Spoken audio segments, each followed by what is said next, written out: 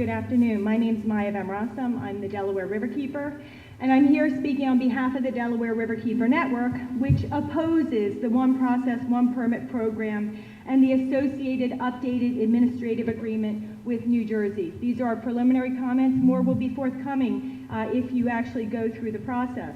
But the way we read it, the One Process, One Permit program and the agreement for a pilot program with New Jersey will undermine DRBC's authority, the watershed-based approach to decision-making, and public participation in the project review process. The Delaware River Basin Commission and the four watershed state environmental agencies each have different missions, goals, obligations, and governors to whom they are answerable.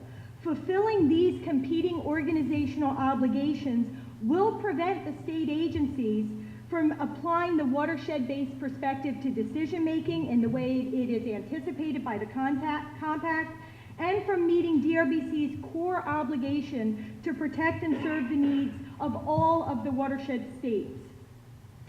As a result, we believe that the One Process, One Permit program is in conflict with the DRBC compact. The One Process, One Permit proposal will create and exacerbate public confusion. Right now, when the DRBC is reviewing proposals for compliance with DRBC regulations, it's very clear to the public when a review is happening, who's doing that review, who they have to go to secure information, materials, and applications that they would want to review for purposes of comment, where to turn to participate in the public process regarding the DRBC requirements. Under One Process, One Permit, it will not be clear to the public when and where to turn for information and to fully participate in the public process. Providing New Jersey DEP or any one of the individual states with the authority to act on behalf of the Commission denies each commissioner the ability to ensure decisions are not imposing individual and/or cumulative impacts in a way that harms their state resources and communities. This abdication of authority is particularly problematic for Pennsylvania, that has a constitutional obligation to exercise informed decision-making in protecting the rights of Pennsylvania's people to pure water, clean air, and a healthy environment. Pennsylvania cannot blindly abdicate this decision-making authority, including authority to protect the shared resources of the Delaware River, to other states for whom fulfillment of this constitutional obligation holds no sway. One Process, One Permit threatens and potentially strips the DRBC of its authority with unreasonable time obligations. The 30-day time limitation that applies throughout the agreement, regardless of the number of drafts and/or proposals that may already be before the DRBC, regardless of the complexity of the proposal, regardless of the volumes of information associated with the proposal, is unacceptably severe and will necessarily result in deficient and/or truncated reviews by DRBC staff. The One Process, One Permit program places an undue burden on the DRBC commissioners, on state agencies, and on the public seeking information in order to be involved in the public process.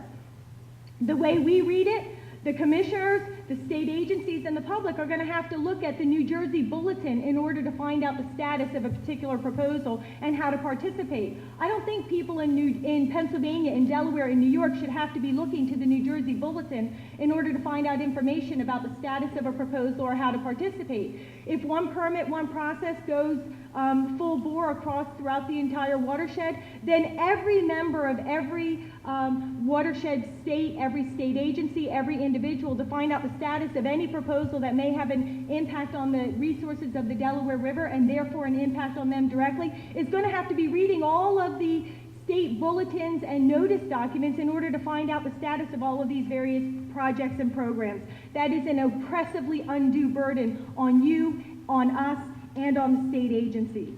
One of the primary objectives of the DRBC is to ensure equal and uniform treatment to all water users and facilities without regards to political boundaries.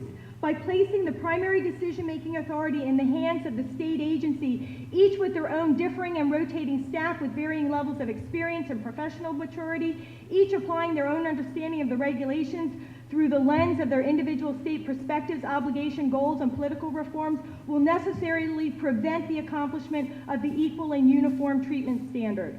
I'm providing for you some additional comment in writing to flesh out what I have said here today, and more will be forthcoming. But I hope that gives you a sense of the incredible inequity that you are imposing upon yourselves, upon us, and upon the resources of the Delaware River watershed if you allow this program to go forth.